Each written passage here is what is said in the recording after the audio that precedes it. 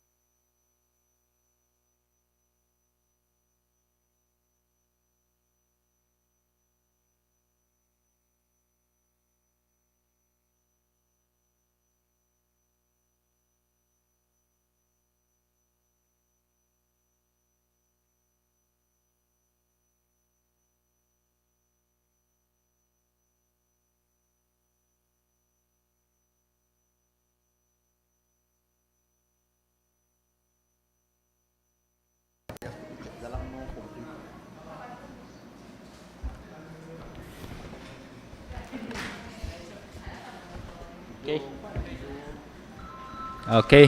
Uh, s- so we can start our procurement activities for today, July 9, 2026. We have 4 infra project to be bid opening, and this is our negotiated bidding mode of bidding. Since these are QRF emergency.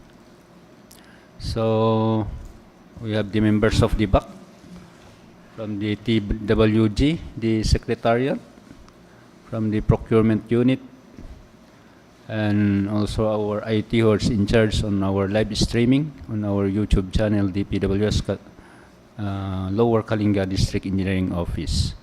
So we have also our invited bidder. Kindly introduce yourself, ma'am, and you know what company you're representing for. Good morning, sir, ma'am. My name is Dulce Marisi Dolawen from the Olympus Company po. Manager po. Okay, thank you, ma'am. Thank you for attending this procurement activities. So let's start with the contract ID 26PL0057 with an approved budget for the contract 2,027,465 pesos only. The repair rehabilitation of damaged roads with slope protection along Mountain Province boundary, Kalanan, Pinokpok, Abut Road. And this is at the Pinokpok Junction Abut section. At KO 533 plus 224 to KO 533 plus 238 at Pinokpok, Kalinga. And we have a bidder, Triple B Construction. So may I ask again Engineer Warren Diwalu to open the bid proposal submitted by Triple B Construction. Thank you, Mr. Chairman, and good morning to each and everyone.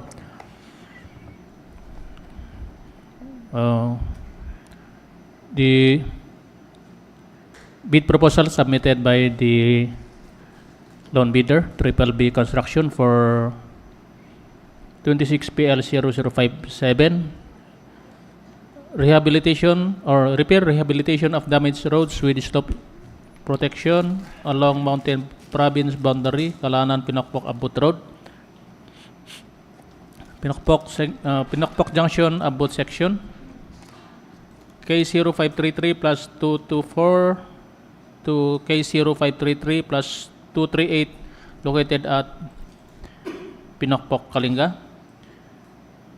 Was received at the Procurement Unit Office on July 9, 2026 at 9:40 a.m. Simply.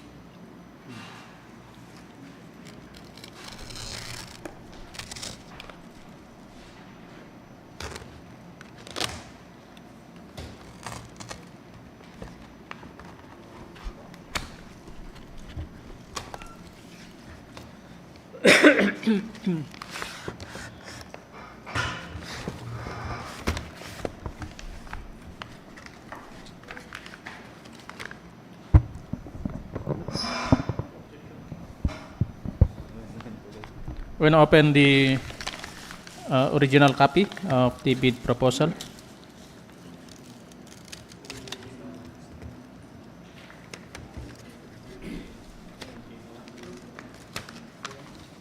The bidding mo dapat awan. Press lang pati share.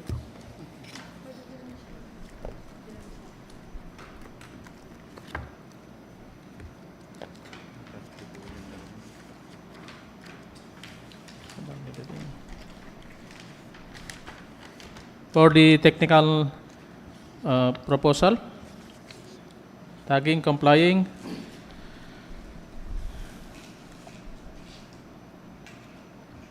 so first, the certificate of field jobs registration, platinum membership, valid until April 24, 2027. Special JV license, not applicable. bid security in the form of bid securing declaration duly signed and notarized.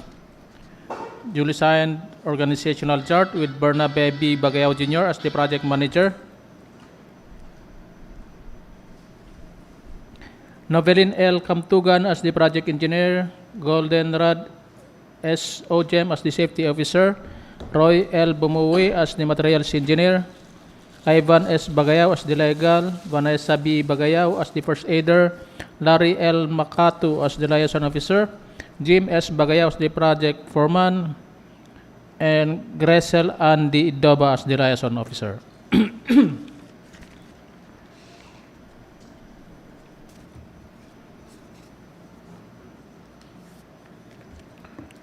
We have the contractors list of key personnel for the contract.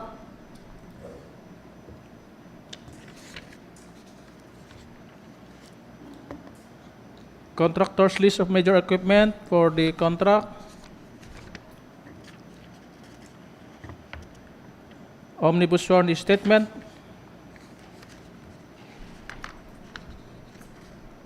A duly notarized omnibus sworn statement executed by Bernabe Bagayao Jr.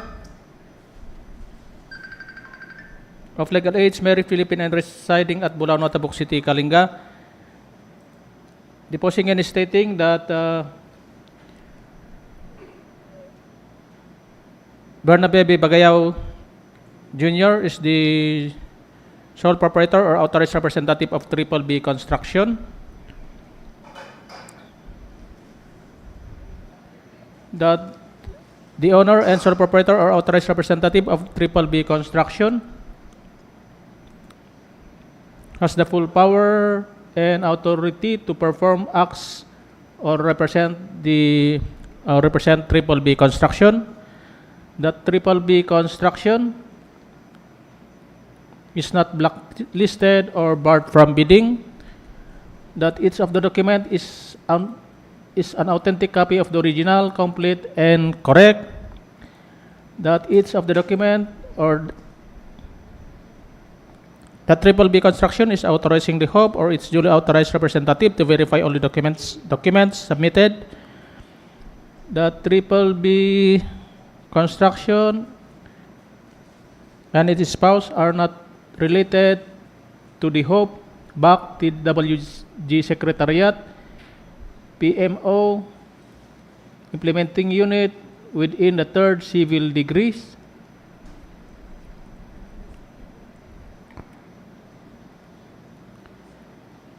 That it is understood that failure to faithfully disclose its relationship with the HOP, BAC, TWG, and Secretariat, and the head of the PMO or end user unit or implementing unit, and the project consultants of the project procuring entity or of the procurement agent by consanguinity or affinity up to the third civil degree, as well as its submission of beneficial ownership information containing false entries shall be subject to blacklisting under Section 100 of the IRR of RA 12009. The Triple B Construction complies with existing labor laws and standards. The Triple B Construction is aware of and has undertaken the responsibilities as a bidder. The Triple B Construction did not give or pay directly or indirectly any commission, amount, fee, or any form of consideration, pecuniary or otherwise, to any person or official, personnel, or representative of the government in relation to any procurement project or activity. That in case advance payment was made or given to Triple B Construction, failure to perform or deliver any of the obligations and undertakings in the contract shall be sufficient grounds to constitute criminal liability under existing laws. Signed by the authorized managing officer, Bernabe B. Bagayao Jr., and duly notarized. Next, we have the list of all ongoing government and private contracts.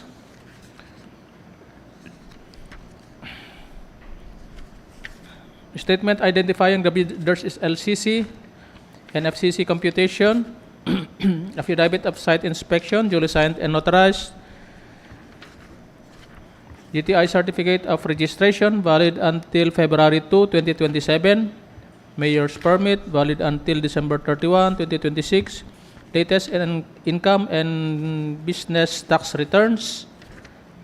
Tax clearance, valid until March 18, 2027. pickup license with a validity period from April 4, 2026 to April 4, 2027.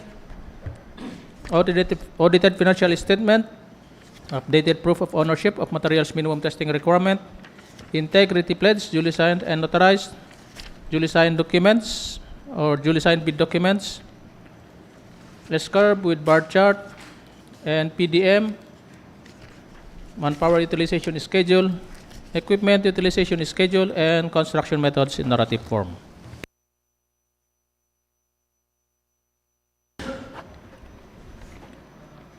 Thank you, Sir Warren. So, since Triple B construction is past the preliminary evaluation, so may I ask the Secretariat to submit the name of Triple B construction for this particular contract ID 26PL0057 at the Procurement Services in Manila for the eligibility check on the CWA or the civil work application. So let's proceed to the next project. We have here the contract ID 26PL0058 with an approved budget for the contract 1,290,515 pesos and 44 centavos only. The rehabilitation, reconstruction of damaged slope protection along Balbalan Pinokpok Road. This is at the Limos section at KO 498 plus 501 to KO 498 plus 521. So we have a bidder o Olympus Construction. Again, may I ask Engineer Warren Liwaliw to open the bid proposal submitted by Olympus Construction on this contract ID 26PL0058.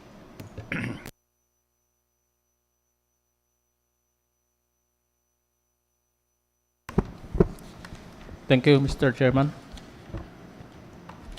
Receipt of the procurement of Unit Office on July 9, 2026 at 9:08 a.m. is the bid proposal submitted by Olympus Construction for 26PL0058, rehabilitation, reconstruction of damaged slope protection along Balbalan Pinokpok Road, Limos section, K0498 plus 501 to K0498 plus 521.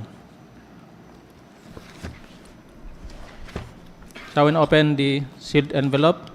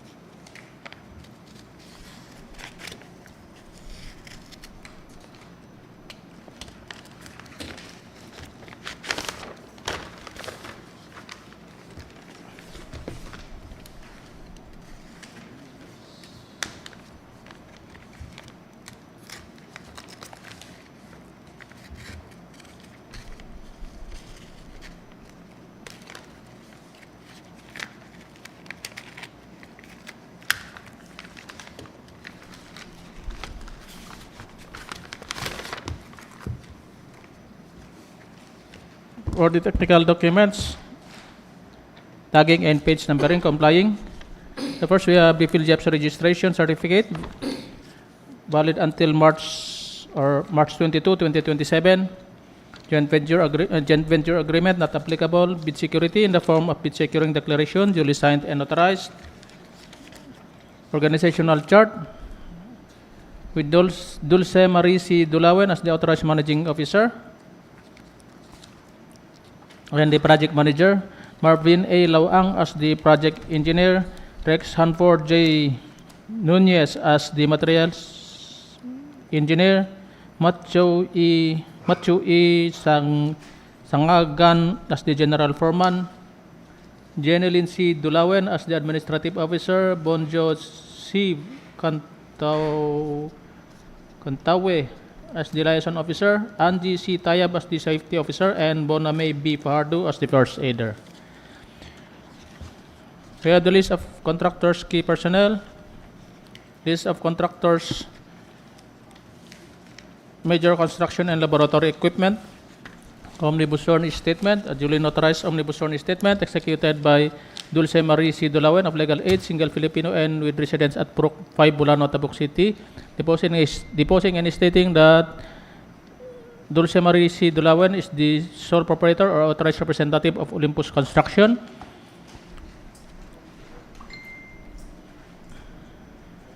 That the owner and sole proprietor or authorized representative of Olympus Construction has the full power and authority to do, execute, and perform and all acts necessary to participate in the bidding for 26 BL0058. That Olympus Construction is not blacklisted or barred from bidding. That each of the documents submitted in satisfaction of the bidding requirement is an authentic copy of the original, complete, and all statements and information provided therein are true and correct. That Olympus Construction is authorizing the Hope or its duly authorized representative to verify all the documents submitted. That the owner or that Olympus Construction and its spouse are not related by consanguinity or affinity up to the third civil degree to the Hope. Procurement agent and user, implementing unit, project consultants, head of the project management office, or members of the Bids and Awards Committee, TWG, and BAC Secretariat. That it is understood that failure to faithfully disclose its relationship with the members of the BAC, TWG, BAC Secretariat, the head of the PMO or user unit or implementing unit, and the project consultants of the project entity or of the procurement agent by consanguinity or affinity up to the third civil degree, as well as the submission of beneficial ownership information containing false entries shall be subject to blacklisting under Section 100 of IRR of RA 12009. That Olympus Construction complies with existing labor laws and standards. That Olympus Construction is aware of and has undertaken the responsibilities as a bidder. That Olympus Construction did not give or pay directly or indirectly any commission amount, fee, or in the form of consideration. That in case advance payment was made or given to Olympus Construction, failure to perform or deliver any of the obligations and undertakings in the contract shall be sufficient grounds to constitute criminal liability under existing laws. Signed, Dulce Marie C. Dulawen, the authorized managing officer, and duly notarized. Next, we have the statement of all its ongoing government and private contracts. Single largest completed contracts. Net financial contracting capacity, latest in general information sheet not applicable, sworn affidavit and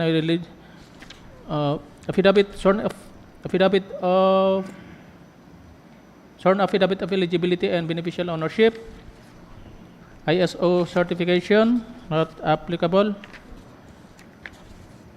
affidavit of site inspection, duly signed and notarized. DTI certificate of registration valid until May 23, 2030.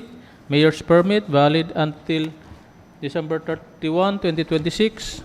Latest income and business tax returns. Tax clearance valid until January 22, 2027. Valid pickup license with a validity period from December 22, 2025 to December 22, 2026. Audited financial statement.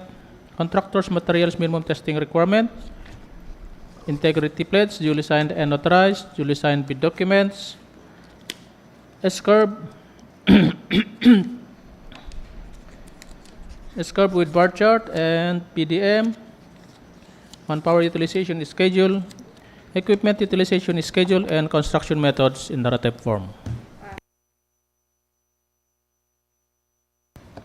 Again, thank you, Engineer Warren Liwaliu. So, Olympus Construction have passed the preliminary evaluation. So, may I ask again the Secretariat to collate all the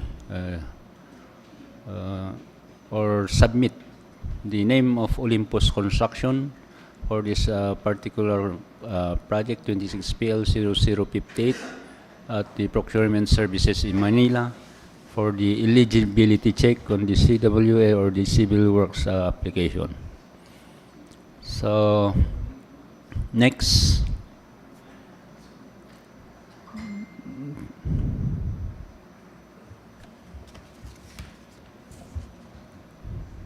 So, we have here the contract ID 26PL0059 with approved budget for the contract 744,015 pesos only. So we have the repair, rehabilitation of damaged roads and slope protection along Mountain Province boundary Kalanan Pinokpok Abut Road, Pinokpok Junction to Abut section at KO 530 plus 632 to KO 530 plus 645, Pinokpok, Kalinga.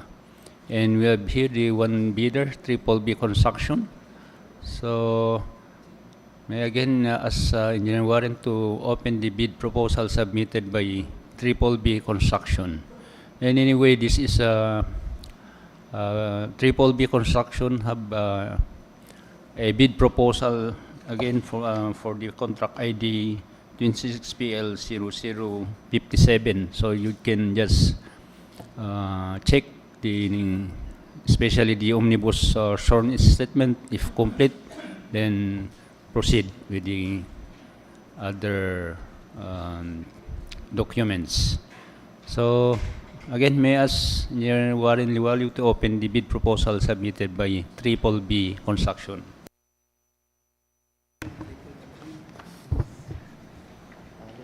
The bid proposal submitted by Triple B Construction for 26PL0059 was received at the Procurement Unit Office on July 9, 2026 at 9:40 a.m.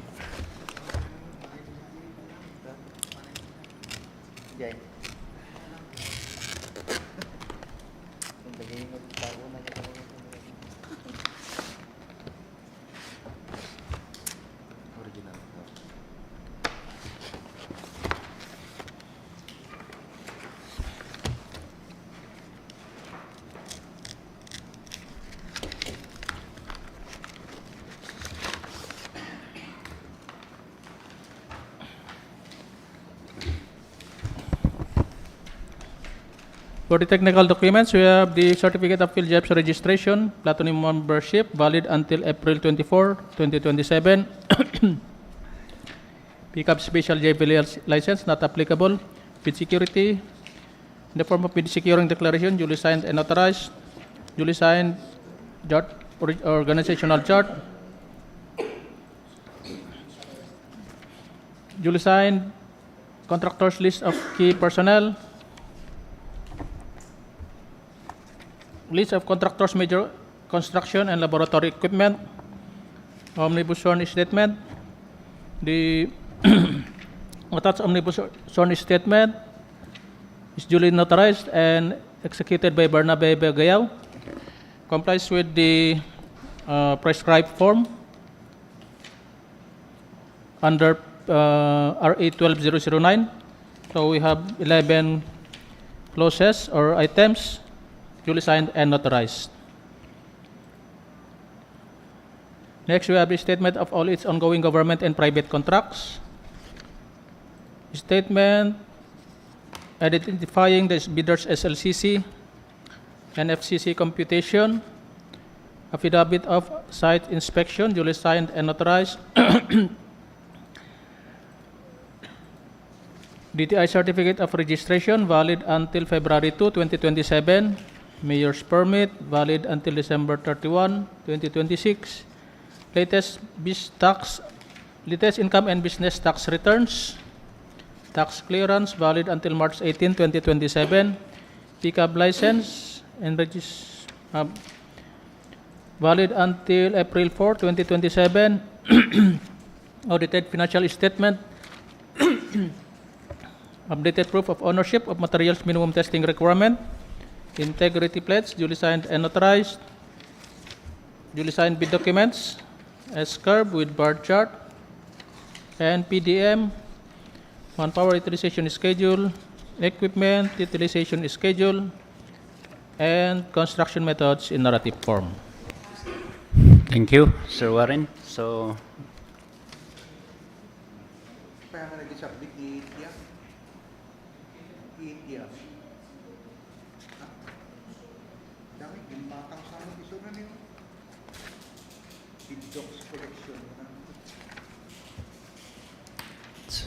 thank you, Sir Warren. Again, may I ask again the Secretariat.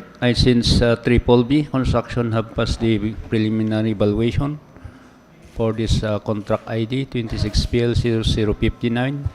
So may I ask again the Secretariat to submit the name of Triple B Construction for this contract ID 26PL0059 at the Central Procurement Services in Manila for the eligibility check on the CWO or civil work application.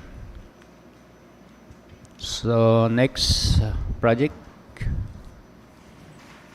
We have here contract ID 26PL0060 with an approved budget for contract 733,679 pesos and 56 centavos only. The repair, rehabilitation of damaged roads and slope protection along Mountain Province boundary, Kalanan, Pinokpok, Abut Road o Pinokpok Junction, Abut Section at KO 533 plus 561 to KO 533 plus 568, Pinokpok, Kalinga. And we have one bidder, Triple B Construction. So again, may I ask Engineer Warren Liwaliw to open the bid proposal submitted by Triple B Construction for this contract ID 26PL0060. So again, you can check the, Sir Warren, check especially the omnibus statement, since Triple B Construction have a bid proposal for other projects. Thank you, Mr. Chairman. On order bid proposal submitted by Triple B Construction for 26PL0060 was received at the Procurement Unit Office on July 9, 2026 at 9:40 a.m.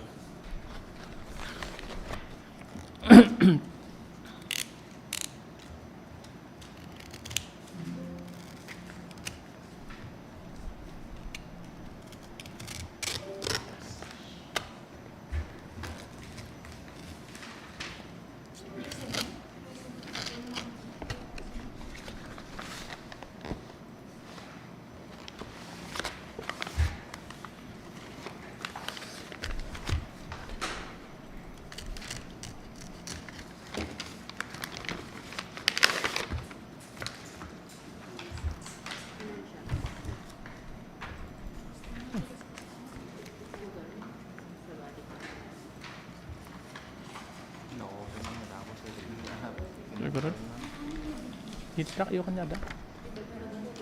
Kasi no ano digay competitive bidding kat baka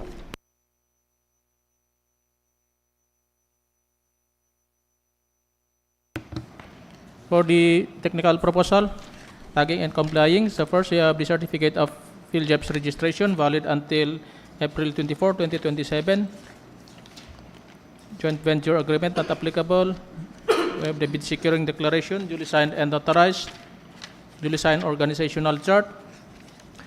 We have the duly signed list of key personnel.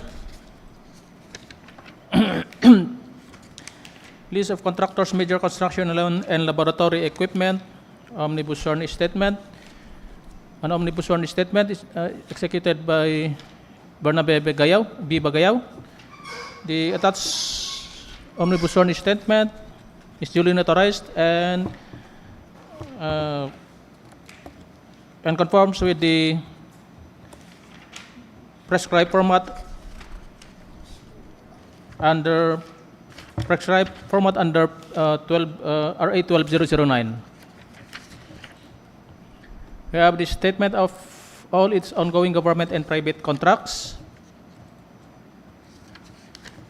SLCC, NFCC computation, affidavit of site inspection, duly signed and authorized, DTI certificate of registration valid until February 2, 2027, mayor's permit valid until December 31, 2026, latest income and business tax returns, tax clearance valid until March 18, 2027,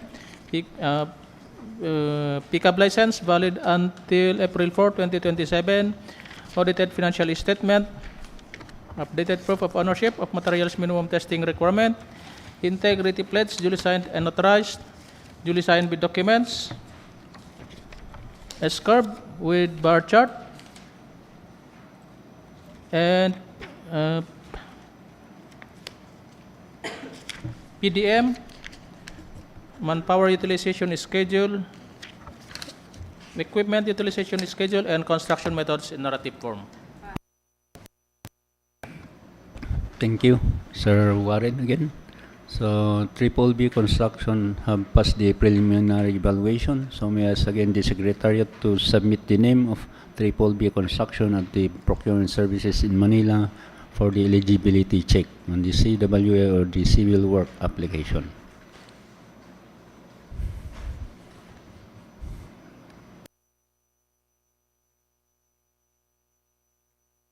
So while waiting for the eligibility check, download us from the procurement services in Manila. So we will have a short break.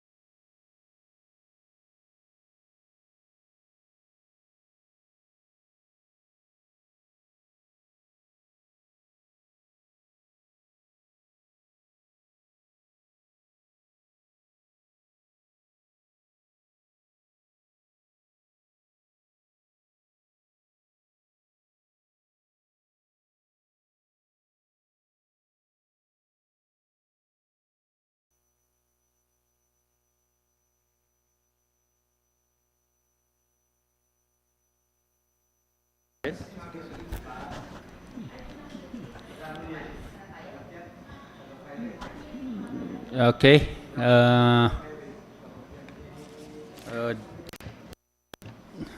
We have received the eligibility check of all the contractor. Well, we have opened a while ago the 4 project.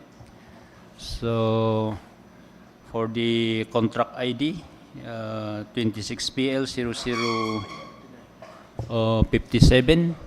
So we have here the eligibility check of a triple B construction for the pickup license valid until April 4, 2027.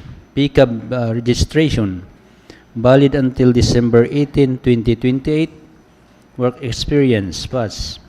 NFCC pass. For the nurse permit valid until December 31, 2026. DTI valid until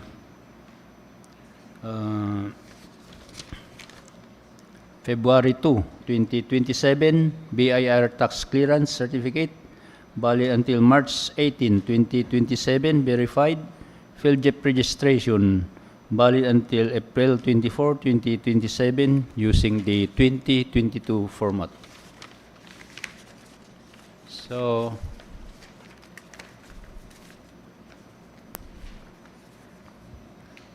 it appears that Triple B construction is eligible for this contract ID 26PL0057. So may I ask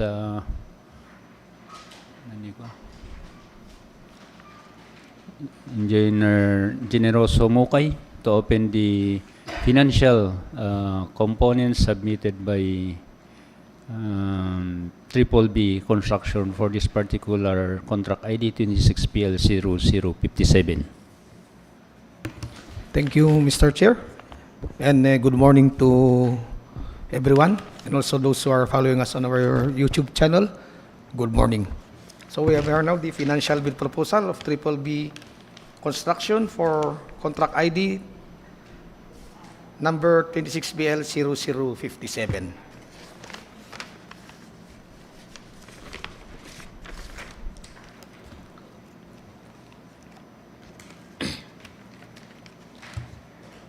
The duly signed bid form,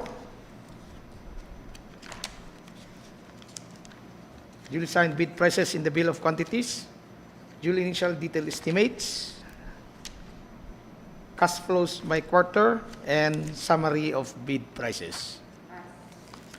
So the bid amount offered by Triple B Construction for contract ID 26PL0057 is amounting to, in words, 2,027,248 pesos and 54 centavos only.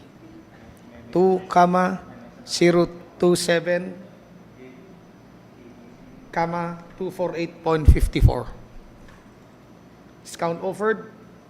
None.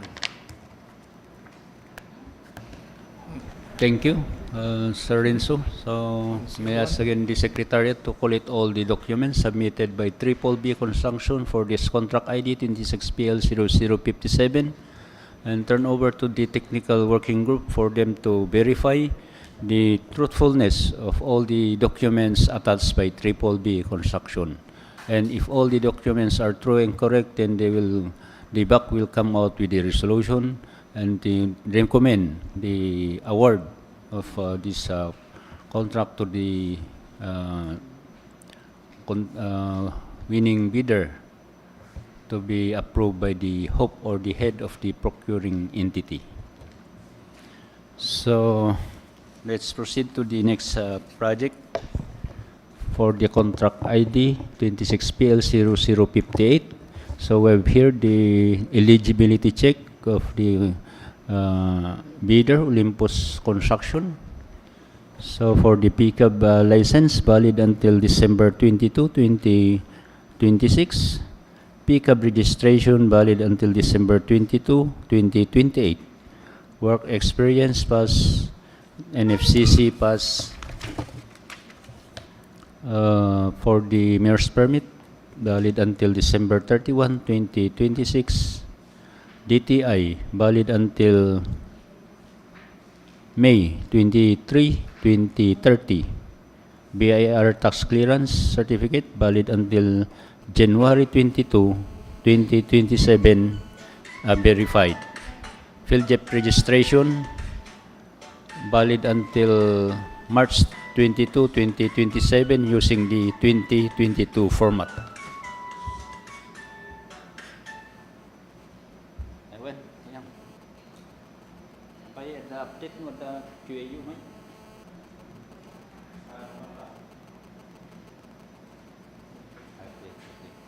Okay.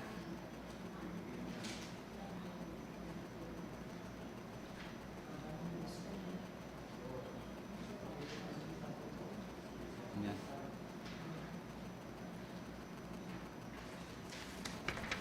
Okay. Lower, matawin no upper. Ha? 6 billion. Ay kasla ko ang order ko eh. Package ay diado niya. Okay, basta 6 billion.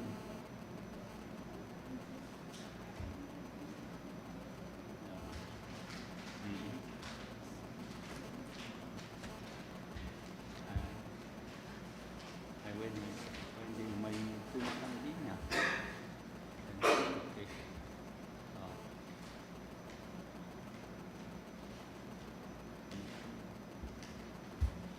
Sige kuya. Okay. Thank you Murad. Okay, sige.